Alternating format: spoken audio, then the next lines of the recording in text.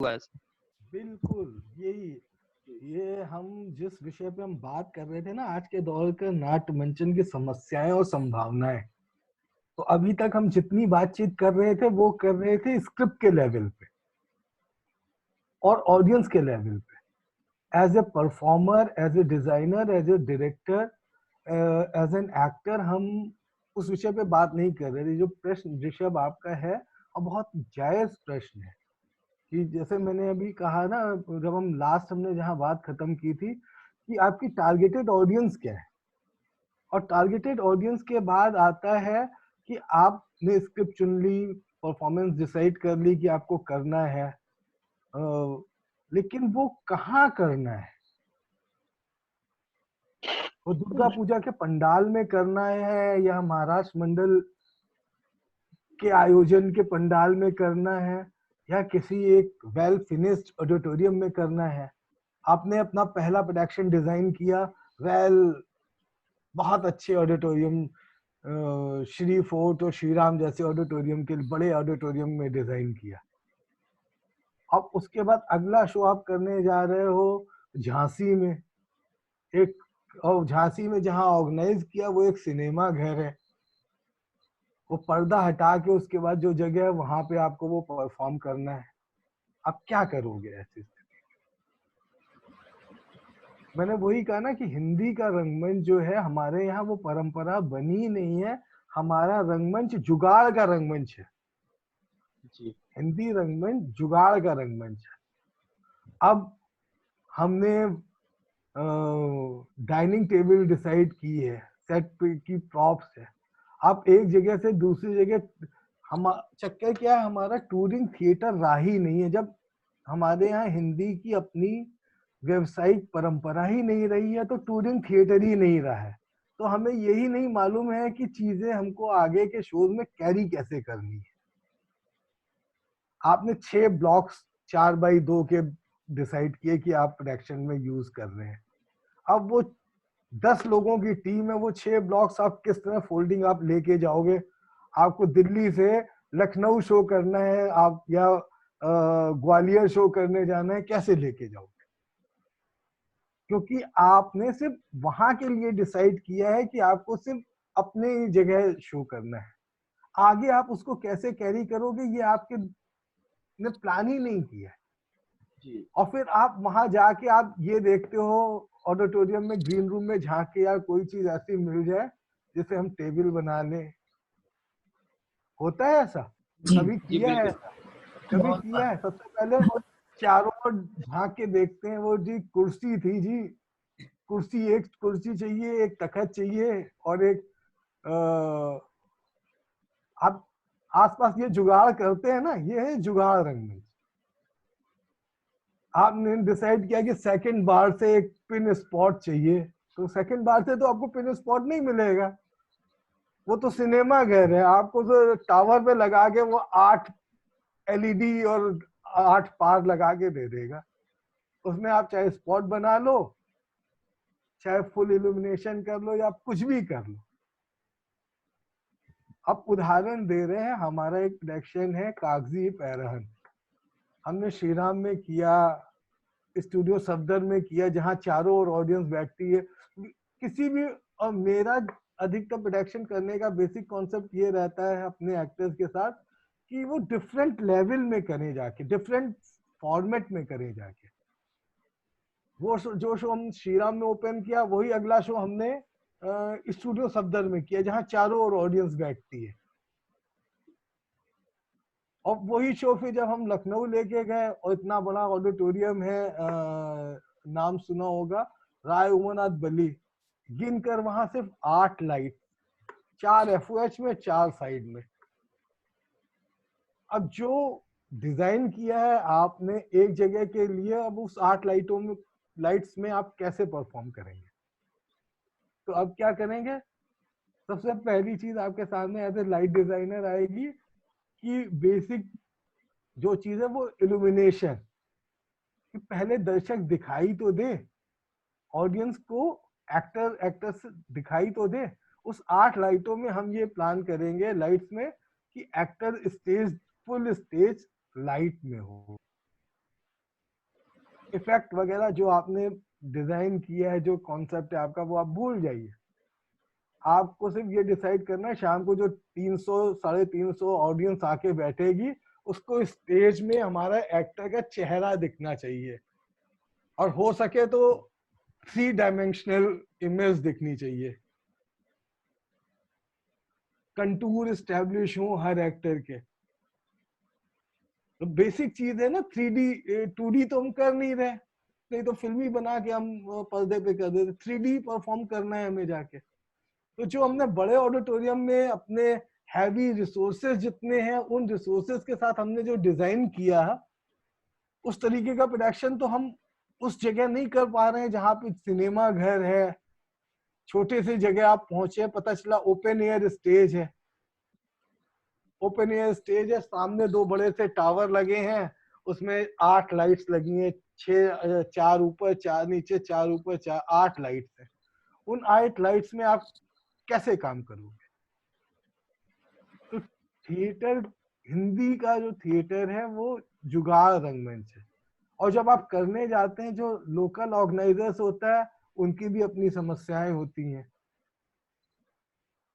आपने कुछ अच्छे ग्रुप्स होते हैं जो आपसे पूछ लेते हैं, जैसे हम एक उदाहरण दे रहे हैं, शरद शर्मा, आपके तो मध्य प्रदेश के ही हैं। जी जी।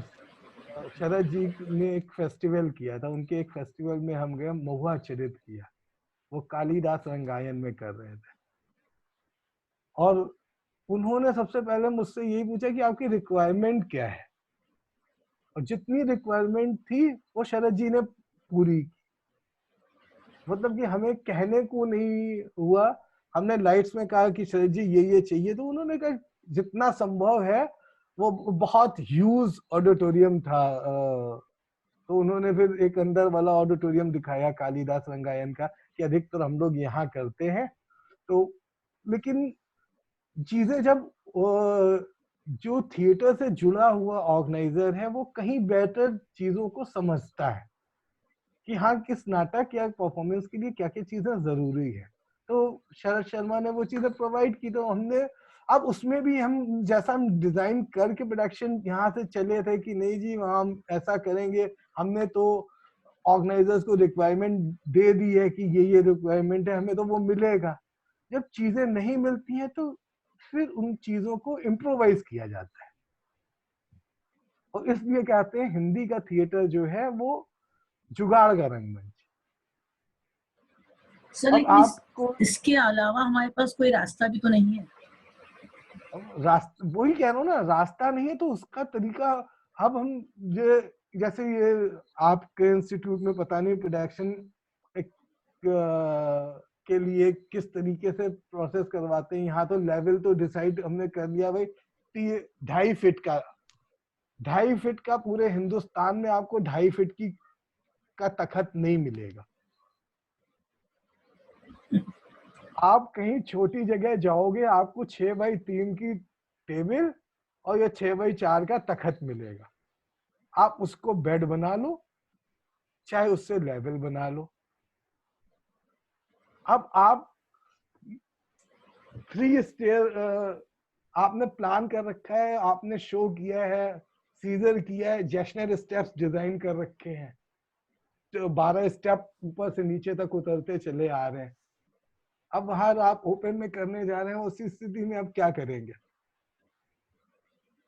आप फोल्डिंग तो लेके जाएंगे नहीं सारे वो स्टेप्स, जो 10-12 स्टेप जो लेवल्स आपने बनाए हैं। जी। तो ऐसी स्थिति में आप तखत तखत वही मिलता है जी, टेंट हाउस वाला ऑर्गेनाइजर यही कहता है जी आपको जी हम लेवल नहीं प्रोवाइड करा सकते हैं, तखत अवेलेबल हो जाएंगे, और ज्यादा होगा थोड़ा ढंग का ऑर्गेनाइजर हुआ तो आपको वो प्लाई प्रोवाइड करा देगा कि जी ब्लैक पेंट कर दो या जो कलर पेंट करना है, नहीं तो जी हम वो टेंट हाउस वाला आएगा, वो अपना कपड़ा लगा देगा, आप परफॉर्म कर दो। सर और कोई चाहता नहीं है।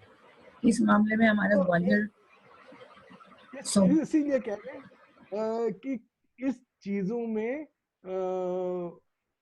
हमको प्रस्तुति इस तरीके से तैयार करनी चाहिए, कम से कम रिसोर्सेज हो, कम से कम चीजों के साथ, जैसे हमने ग्वालियर में ही सिंधिया स्कूल का 100 ईयर सेलिब्रेशन था, वो डिजाइन किया था। वहाँ एक टीचर हुआ करते थे महफूज असलम, टोटल बेसिक कॉन्सेप्ट उन्हीं का डिजाइन किया था। वो तेली टेम्पल है क्या बोलते हैं ग्वालियर किले के अंदर। तो हमने 60x40 का सेंटर स्टेज बनाया था और 2 साइड में पैनल्स बनाए थे जस्ट तेली टेम्पल के फॉर्मेट में, उसमें वीडियो स्क्रीन लगाई थी। वो 100 ईयर सेलिब्रेशन था ग्वालियर सिंधिया स्कूल का, वो किया था। अब ये है कि आपको रिसोर्सेस कैसे मिलते हैं, उनके पास उन्होंने फ्री हैंड दे रखा था। हम 15 दिन वही किले में ही ऊपर रुके थे हॉस्टल में, और हमारे पास खुला हैंड था, हम जो चाहे वो खरीद, कितना टाट चाहिए, कितना क्या चाहिए, किसी चीज की कोई लिमिटेशंस नहीं थी। जो चाहिए, जितना पैसा चाहिए आपको था, चीज ये चाहिए। जैसे टेली टेम्पल 40-50 फीट का है, उसी हाइट के साइड में 2 टेली टेम्पल बनाए, और उसका थोड़ा डायमेंशन भी 3D, उसके बीच में 20x30 की स्क्रीन, जो सेंटर स्टेज में परफॉर्म हो रहा है वही दोनों स्क्रीन में परफॉर्म हो रहा है। आपके ग्वालियर में हमने ऐसा भी काम किया है। तो आप जो कह रहे हैं ना हमारे ग्वालियर में, आपके ग्वालियर में हमने ऐसा काम किया है। नहीं सर, हमारे ग्वालियर में भी इतना सौभाग्य है कि आपको 2.5 इंच की टेबल मिल जाएगी। 2.5 फीट वाली नहीं, 2.5 फीट नहीं, मैं चौड़ाई की बात कर रहा हूँ। 1.5 फुट का स्टेप बनाना है, 2 फीट का स्टेप बनाना है, तो आपको वो प्रेजेंस ऑफ माइंड यूज करना पड़ेगा। आधी टेबल अंदर डालनी है, 1.5 फीट दबा देनी है पहली टेबल के नीचे, अब लेवल टू लेवल कवर कर देंगे तो हाँ 1.5 फीट बचा। फिर वो डिजाइनर का काम है, और वहां काम आती है प्रेजेंस ऑफ माइंड, अवेलेबिलिटी, और क्रिएशन क्या है, डिजाइनर का क्रिएशन क्या है। कई बार होता है, कई स्टेज पे जाते हैं सरफेसी ऐसा नहीं होता है कि एक्टर पता चला कहीं कील निकली हुई है, कहीं स्टेज का एक पट्टा निकला हुआ है, ऐसी स्टेज में आप क्या करेंगे। मैं तो सॉन्ग एंड ड्रामा डिवीजन में जॉब करता रहा हूँ, तो 365 दिन इसी तरह की सरकारी फंक्शंस भी करते रहते हैं। तो कोई ऐसी चीज नहीं है कि हमने क्या बोलते हैं 3 टन की लाइट्स में भी शो किए हैं। एक जगह है बाघा बॉर्डर के पास, केकेबी, खलीफा की बावड़ी जगह का नाम है, वो पोस्ट का नाम है केकेबी। और वहां दिन में आप देखेंगे एक आदमी, सिर्फ रेत के टीले ही दिखते हैं, और शाम को 6 बजे जिस समय हम लाइट्स और सारी चीजें लगा के हम परफॉर्मेंस के लिए तैयार हुए, तो देखा कि करीब 25-30 हजार आदमी की और गैदरिंग थी वहां पे। और दिन में जहाँ 3 बजे 4 बजे हमें एक आदमी नहीं दिख रहा था, और वहां से एक 5 किलोवाट का जनरेटर, उसी जनरेटर से हमें पूरी परफॉर्मेंस करनी थी। फोक डांसेस ऑफ इंडिया और छोटी छोटी स्किट्स थी। और एंड में हुआ क्या कि बिच्छू रेंग रहे हैं अंधेरे में। एक एयर बेस में जहाँ पे सिर्फ फ्लाइट उतरती है, सिर्फ एक रनवे था, उस रनवे में हेडलाइट पे हमने नाटक किया। तो जुगाड़, जो वहाँ हर जगह जुगाड़ है। और सबसे बड़ी चीज ये है, जब तक सरकार से जो एड या दूसरी भी चीजें जिन संस्थाओं को मिलती हैं, वो भी अगर उस तरीके से वो प्रॉपर यूज करे, तो फिर भी हिंदी थिएटर की स्थिति बहुत बेहतर हो सकती है। लेकिन हम अपने रिसोर्सेज और कॉन्फ्लिक्ट्स में इतना उलझे हैं कि हम सरकार से कभी मांग ही नहीं की। सबसे बड़ी चीज ये है, अगर बिजली विभाग के लोग हड़ताल करें तो सरकार सुन लेगी, वाटर सप्लाई के लोग हड़ताल करें तो सुन लेगी। अगर आप नाटक वाले हम लोग अगर कोई हड़ताल करें तो कौन सुनेगा। हम किसी चीज की सप्लाई चेन नहीं है। हम सरकार किसकी सुनती है, जिससे सरकार के कार्यों में बाधा पहुंचती है। डॉक्टर्स अगर स्ट्राइक करें तो उनकी बात सुन ली जाएगी कि फलानी जी, हाँ जी आपकी क्या समस्या है। हेल्थ वर्कर की सुन ली जाएगी, सफाई वालों की सुन ली जाएगी। हम नाटक वाले अगर हड़ताल पे बैठ जाएं, 15 दिन, महीने भर भूख हड़ताल भी कर दें, तो आपकी कौन सुनेगा। आप ना किसी चीज की सप्लाई चेन है, तो ऐसे में हम सिर्फ विनती कर सकते हैं और निवेदन कर सकते हैं कि जी हमारे ये मांगे हैं, आप इनको बेटर कर सकते हैं। अभी लॉकडाउन के पीरियड में ही देख लीजिए कि क्या नाटक वाले कहाँ हैं। नाटक वाले छोड़ दिए, पूरा आर्ट एंड कल्चर, पूरी कम्युनिटी को सरकार कहाँ देख रही है, कहीं देख रही है। जो एकेडमिक है या जो जॉब में है या दूसरी प्रोफेशंस में है वो तो ठीक है, जो 24 घंटे पूर्णकालिक ही थिएटर कर्मी है उनके लिए कौन सोच रहा है। सरकार सोच रही है या कोई सोच रहा है? और अभी सोच भी रही है तो अभी सुना है बिहार गवर्नमेंट सोच रही, वो कह रही है आप लेकिन अपना वीडियो बना के भेजिए, जो सबसे अच्छा नाचेगा गाएगा उसको हम 5,000 रुपए देंगे। तो सरकार ऐसे सोचती है। तो हम जो sir art and 1,000, culture, sir video भेजने वाले को 1,000, और उसमें से जो फर्स्ट सेकंड थर्ड रहेगा उसको 5,000, 3,000 और दो या 2,500 ऐसा कुछ है। ये है। अब हम मैं जो कहना चाह रहा हूँ, आप मेरी बात वो चीज समझ रहे हैं ना जी कि बिल्कुल। हम कोई सप्लाई चेन नहीं है, हम हेल्थ वर्कर नहीं है कि हम हड़ताल पे चले जाएंगे तो सरकार का काम रुक जाएगा। हम वाटर सप्लाई का काम नहीं करते जो जी पानी बंद कर देंगे, जी हम जी पाइपलाइन काट देंगे, जी पानी नहीं आएगा। बिजली, हम बिजली नहीं देंगे जी। हम इन सब में कुछ भी नहीं है। लेकिन हम समझते हैं कि हम समाज को दिशा दे रहे हैं, हम समझते हैं, लेकिन समाज हमें क्या समझता है। हम समाज के लिए, लेकिन समाज हमको क्या समझ रहा है। सिर्फ ये लॉकडाउन के पीरियड में ही देखिए ना कि सरकार ने आर्ट एंड कल्चर के बारे में क्या सोचा, समाज ने क्या सोचा। इतने एनजीओ वर्क कर रहे हैं, लेकिन किसी ने आर्ट एंड कल्चर के लोगों के से जुड़े हुए स्टूडेंट्स के साथ सोचा कि इन पे क्या बीत रही होगी। ये तो सिर्फ थिएटर पे डिपेंडेंट है। तो हम किसी की सप्लाई चेन नहीं है, हम सिर्फ जो हम चारण प्रवृत्ति के लोग थे कि हम कल भी यशगान करके गाते थे कि पृथ्वीराज रासो हमने लिख दिया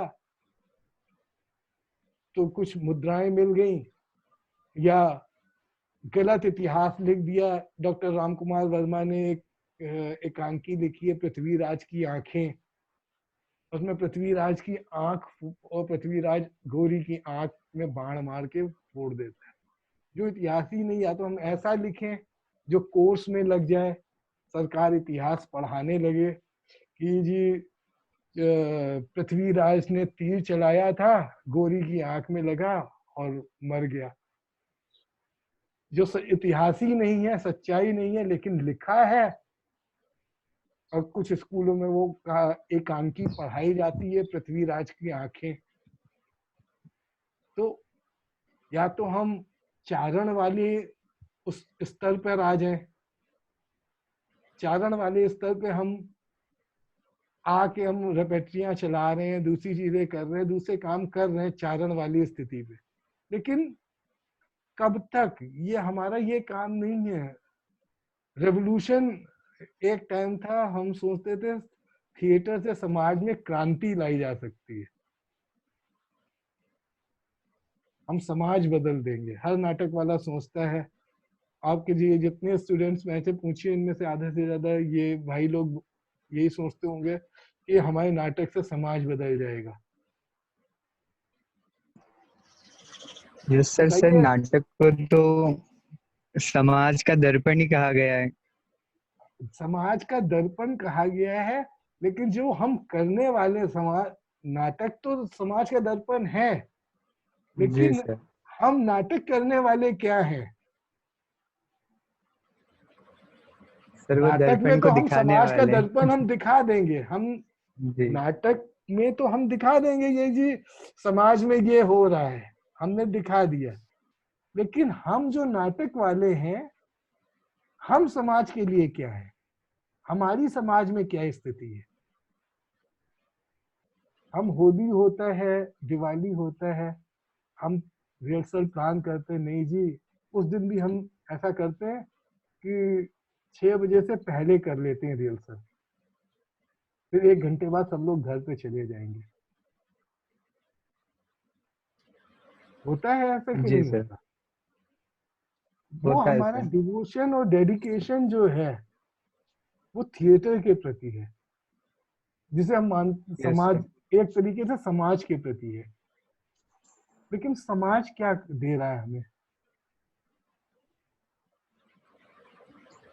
तो याचक वाली स्थिति से हमें उभरना होगा। और सर इसी वजह नाटक, से सर फिर फिल्मों के प्रति ज्यादा आकर्षित होते हैं फिर थिएटर में आके, कि क्योंकि फिल्म कमाने का जरिया एक अच्छा माध्यम है, लेकिन कोई थिएटर में गलत सिर्फ नहीं है, जीविका के लिए जो। जी सर। कोई गलत नहीं है। अगर जब जी एक डॉक्टर डॉक्टर नाटक कर सकता है, फिल्म कर सकता है, एक मॉडलिंग करने वाला जिसने कभी स्टेज का, जिसको जिसको सा और शाह में अंतर नहीं मालूम, जो सा और जी सा सर। सही नहीं बोल पाता, और वो कैमरे के सामने शक शक शक शक शक करके एक्सप्रेशन निकल जाते हैं। नॉर्मल लाइन बोल रहा है, कैमरा चेक किया, इमोशन, आक्रोश के, गुस्से के आगे होता है, वो कर जी सर। सकता है। अगर नाटक का आदमी, हम 3 साल आप लोग, 2.5 साल 3 साल आप लोग नाटक पढ़ोगे, डिफरेंट एक्टिंग फॉर्म पढ़ोगे, हिस्ट्री ऑफ डिजाइनिंग पढ़ोगे, परफॉर्मिंग डिवाइसेस यूज करोगे, उसके बाद अगर पैसे के लिए अगर फिल्म करोगे तो वो गलत थोड़ी ना है, वो गलत थोड़ी ना है। और मैंने, जो हम पहले बात कर रहे थे, जी वो सर। यही मैं कह रहा था ना, कि जो नाटक से फिल्मों में गए और फिर फिल्म से नाटक कर रहे हैं, तो उनको तो अपने उद्देश्य के साथ आए हैं कि नहीं जी हमारी रूट्स थी, हमको तो अपनी रूट्स पे हम लौट रहे हैं। लेकिन जो कमर्शियल जी सर। थिएटर हो रहा है, जो चीज मैं कह रहा हूँ पैसे के लिए, वो लोग कर रहे हैं जिनको थिएटर से लेना देना नहीं, उनको सिर्फ पैसे से लेना देना है। वो थिएटर से फिर पैसा बना रहे हैं, वो थिएटर के लिए थिएटर नहीं कर रहे हैं। Yes sir. चाहे सौरभ शुक्ला थिएटर कर रहे हों, या दूसरे नसीर साहब, या इस दूसरे लोग वापस थिएटर कर रहे हैं, तो वो अपने वो थिएटर की वो सोच है कि नहीं जी हमारी रूट्स है, हमको उन रूट्स पे लौटना है, हम वो थिएटर कर रहे हैं। लेकिन अब एक एक्टर है पुनीत इस्सर, वो भी थिएटर कर रहे हैं। एक दो और इस तरह के एक्टर हैं जिनका कभी नाम ही नहीं सुना, कि कभी जिंदगी में कभी उन्होंने स्टेज भी देखा होगा, और वो भी थिएटर कर रहे हैं, और हाउसफुल शो कर रहे हैं, कमर्शियल थिएटर कर रहे हैं, वो थिएटर जी नहीं सर। कर रहे हैं। और वहां वो आपको कमर। थिएटर के नाम पे थिएटर भी जो आपने पढ़ा है, आप जाके देखोगे ये है क्या। जी सर। तो थिएटर की सबसे बड़ी चीज है कि हमारे रिसोर्सेस बहुत कम है। सिर्फ एक बेसिक चीज हमको मान के ये चलनी है, हम जो नाटक पढ़ रहे हैं वो सिर्फ एक ड्राफ्ट है, खाका है। हमको इसके आगे जो कुछ भी करना है, इसी के अंदर रह के करना है। हमारे रिसोर्सेज कम हो सकते हैं, उन रिसोर्सेज में हम जाके काम करेंगे। और एक लाइन है, भूखे हुई है ना भजन गोपाला, अगर पेट में रोटी नहीं होगी तो वो सबसे बड़ी चीज है। जी सर। सर्वाइविंग प्रॉब्लम, देखते हैं। अगर सर्वाइविंग प्रॉब्लम सॉल्व होती है थिएटर से, तभी आप थिएटर कर पाओगे, नहीं तो आप थिएटर नहीं कर पाओगे। चाहे उसके लिए फिर नुक्कड़ नाटक की तरफ लोग एक्टर जाते हैं। सर मेरा एक क्वेश्चन है हम्म, सर, जैसे कि हम कितना ही कॉम्प्रोमाइज कर लें, मतलब हम जुगाड़ भी कर लेंगे, कॉम्प्रोमाइज भी कर लेंगे चीजों से, लेकिन जो सुविधाएं एक जो मिलनी चाहिए, जैसे कि थिएटर हॉल में सभी के फोन स्विच ऑफ होने चाहिए। इस जैसे किसी का फोन बज भी जाता है तो बहुत लाउडली उसे बात करने के लिए यूज करता है, और कोई भी चीज ऐसी घट जाती हैं जिनसे हमने कितनी भी तैयारी की हो, कितनी भी अच्छी तैयारी की हो परफॉर्मेंस की, सारे एक्टरों का मूड उसमें एक मूड बिगड़ जाता है, सीन डैग हो जाता है। तो उन चीजों से मतलब हम कैसे निकलें, कैसे हम अपने आप को अलग करें उन चीजों से, मतलब कैसे एक बचा जाए उन चीजों से। एक उदाहरण दे रहे हैं। जी मैं खुद उस उदाहरण का हिस्सेदार हूँ। लाइट डिजाइन कर रहा था मैं। अलीगढ़ मुस्लिम यूनिवर्सिटी में एक ड्रामा फेस्टिवल हुआ और वहाँ के वीसी नसरुद्दीन शाह साहब के भाई थे। तो उसके पहले वो इस्मत आपा के नाम से एक नाटक करते हैं, नसीर साहब का प्रोडक्शन था हमसे एक दिन पहले। अगले दिन जो हमारा नाटक था वो इफ्ता दिल्ली अजीज कुरैशी डायरेक्ट कर रहे थे, गालिब की दिल्ली के नाम से। उसकी लाइट्स मैं कर रहा था। हम लोग एक दिन पहले पहुंच गए थे और जब शो, हमने कहा जी नसीर साहब का शो है, चलो हमारा तो देखा हुआ था, हम लोग फिर भी गए ऑडिटोरियम। अब साहब प्रोडक्शन शुरू हुआ, शुरू के 10 मिनट के बाद से ही ऑन स्टेज नसीर साहब परफॉर्म कर रहे हैं। लोगों ने सीटी मारना, और फोन तो छोड़ दो बेटा, फोन, एक फोन बज रहा हो, दो फोन बज रहा हो, तो वहां तो वो जैसे मछली बाजार से भी बुरी स्थिति थी उस ऑडिटोरियम की, हॉल की, बना दी थी स्टूडेंट्स ने। और स्टेज पे नसीर साहब ने परफॉर्म करना छोड़ा। उन्होंने कहा आप लोग इस लायक नहीं हो कि आपको नाटक दिखाया जाए। और चलता शो, 15 मिनट सिर्फ शो चला। उन्होंने स्टेज में बोला आप लोग इस लायक नहीं हो कि आप लोग नाटक देख सको, और मनाया गया उनको। लेकिन उसके बाद उन्होंने परफॉर्म नहीं किया, वो शो नहीं हुआ। फिर अगले दिन हमारा शो, एक तरीका ये है, नसीर साहब ने चलता शो बंद करके, अलीगढ़ मुस्लिम यूनिवर्सिटी का ये वाक्या है, दो 2016 या 17 का, 2016 या 17 की बात है। फिर अगले दिन हमारा शो था। हमारे डायरेक्टर थे अजीज कुरैशी, वो खुद गालिब का रोल कर रहे थे। शो शुरू हुआ साहब, वही माहौल जो पिछले दिन का माहौल था, सीटी, ये वो। अब उन्होंने पूरा परफॉर्म किया, पूरा शो किया उन्हीं शोर शराबे के बीच में वो परफॉर्म करते रहे। और जब शो आखिरी में खत्म हुआ, जब वीसी ने उन्हें गुलदस्ता दिया, तो उन्होंने कहा भाई मैं भी इसी यूनिवर्सिटी का हिस्सा रहा हूँ, प्रोफेसर रहा था मैं यहाँ पे। अजीज साहब ने कहा मैं प्रोफेसर रहा था यहाँ पे, तुम लोगों की गुरु नस नस मुझे मालूम है कि तुम कैसे उठोगे कैसे बैठोगे। तो हम तो ये मान के कल नसीर चले गए, तो मुझे तो तुम्हारी नस मालूम थी कि तुम कितना उठो बैठोगे, कहाँ तक जा सकते हो, उतना हमें मालूम था, इसलिए हमने परफॉर्म पूरा किया। सर लेकिन यूथ में फिर भी भी इस कल्चर को, उन्होंने आखिरी लाइन यही कही, हमको तो तुम्हें नस नस मालूम थी गुरु, क्योंकि मैं यहाँ पे फुटबॉल का कोच था और प्रोफेसर रहा हूँ मैं यहाँ अलीगढ़ यूनिवर्सिटी में, उसके बाद मैं दिल्ली यूनिवर्सिटी में गया हूँ। तो कह रहे मुझे तो तुम्हारी नस मालूम थी, कहाँ तक जा सकते हो तुम लोग, उतना मैंने तुम्हें झेला है। लेकिन भविष्य में कम से कम नाक मत कटाना, ऐसी ऑडियंस के नाटक का माहौल बनाइए आप। हमारी भी जिम्मेवारी है, दर्शक की भी जिम्मेवारी, ये चीज है। चलते शो में आप 10 बार आप कह दीजिए कृपया अपने फोन वाइब्रेशन मोड में डाल दीजिए, लेकिन ऑडियंस नहीं डालेगी, 2-4 फोन जरूर बजेंगे। और ऐसे में हमने बीच में एक बार ये किया था, या तो आपका ग्रुप इतना बड़ा हो, आपके वॉलेंटियर्स इतने हो, फोन बजे और फौरन खड़ा हो, आउट।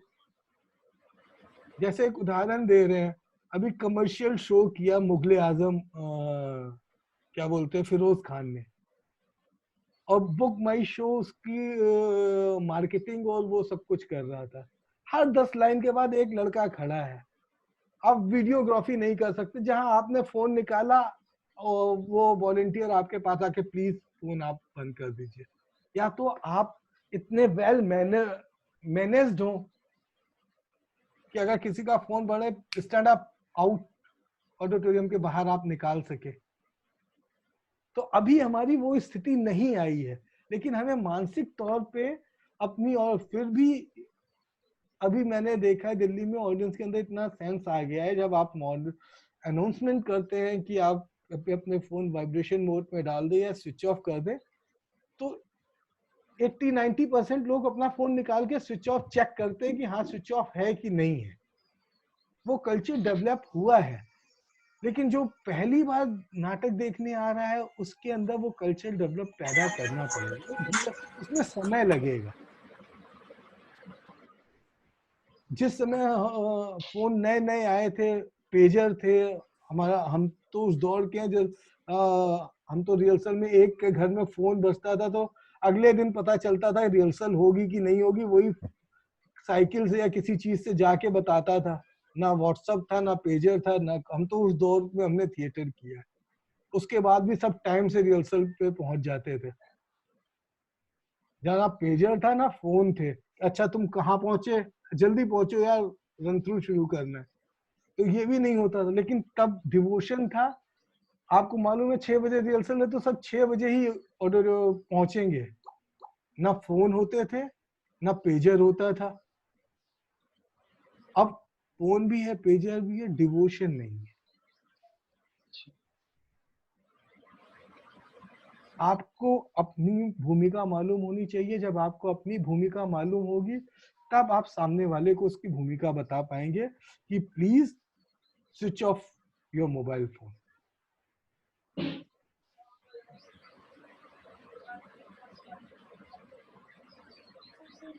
जी हाँ सर। ऋषभ बताए।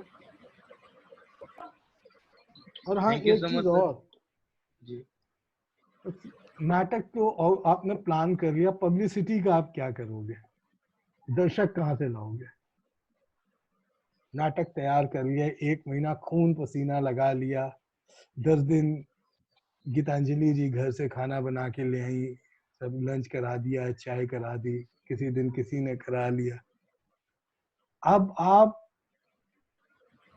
शो का भी तुमने डिसाइड कर लिया ऋषभ कि हाँ ऑडिटोरियम देख लिया है जी, लाइट्स भी है वहां पे, सब कुछ है। अब वहां दर्शक कैसे लाओगे?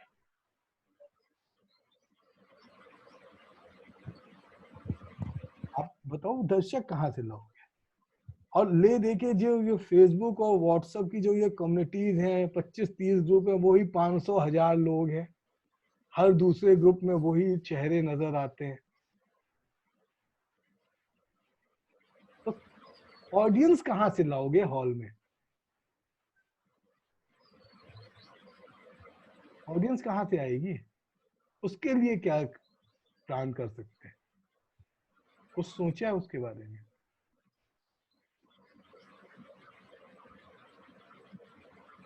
हिंदी के न्यूज़पेपर विज्ञापन देते नहीं कि आप कहो जी हम 2000 रुपए दे रहे हैं, हमें नाटक का विज्ञापन, जैसे मराठी अखबारों में छपते हैं विज्ञापन नाटकों के। हिंदी में किसी अखबार में तुमने देखे इस तरीके से नाटक के विज्ञापन? जी आज ये नाटक है जी, 100 रुपए, 200, 300 रुपए टिकट है, आके देख लीजिए। जी, कमर्शियल तौर पे देखा जाए तो जैसे भोपाल में कई ग्रुप ऐसे हैं जो ऐड देते थे, जिनका टिकट भी होता था और बहुत से, लेकिन कुछ दिन पहले ओम सर ने बहुत अच्छी बात बताई थी कि हमारे आसपास जो माहौल है, मतलब जो हमसे जुड़े हुए लोग हैं, हम उनको एक इन चीजों से जोड़ें। जैसे कोई हमारे अच्छे दोस्त हैं या कोई हमारे रिलेशन में है आसपास, तो हम उन्हें जोड़ें, इस चीज के लिए आकर्षित करें कि कम से कम आप तो हमारे नाटक देख लें। और जाहिर सी बात है, अगर वो आएंगे तो निराश होकर जाएंगे नहीं सर, क्योंकि हम लोग इतनी मेहनत करेंगे और मजा तो आएगा ही। और जब वो दो लोगों को जोड़ेंगे तो ऐसे करके हमारी ऑडियंस, ऐसे करके हमारे दर्शक लाजमी है बढ़ना। लेकिन और भी क्या क्या तरीके हैं, ये तो आप जाने सर, मतलब इतने। नहीं, एक दौर था, हम बता रहे हैं, एक दौर था, कलकत्ता की सिगरेट की कंपनी है, अब तो वो दूसरी चीजें भी बनाती है, आईटीसी हमें 1500 रुपए देती थी, सिर्फ वो बाहर अपना गेट लगाती थी। अब अच्छी पब्लिसिटी भी करती थी वो, लेकिन वो विल्स नई नई लॉन्च की थी, तो हर नाटक के हमें 1500 रुपए मिल जाते थे, और 1500 रुपए बहुत होते थे। 350 रुपए ऑडिटोरियम का किराया होता था, उसमें हमारे शाम की पार्टियां भी हो जाती थी, और रिहर्सल के खर्चे हो ही जाते, सब कुछ हो जाता। सर हाँ। मैं बीच में बोलना चाहूंगी, क्योंकि हमारे हाँ। पास आखिरी 1 मिनट बचा है, और ये तो ऐसी बहस है कि यदि हम 3-4 घंटे भी इसको क्लास को चलने दें तो कम होगा। लेकिन हमारी वीडियो कट जाए। आपके सामने ओम पारिक जी हैं। सबसे पहले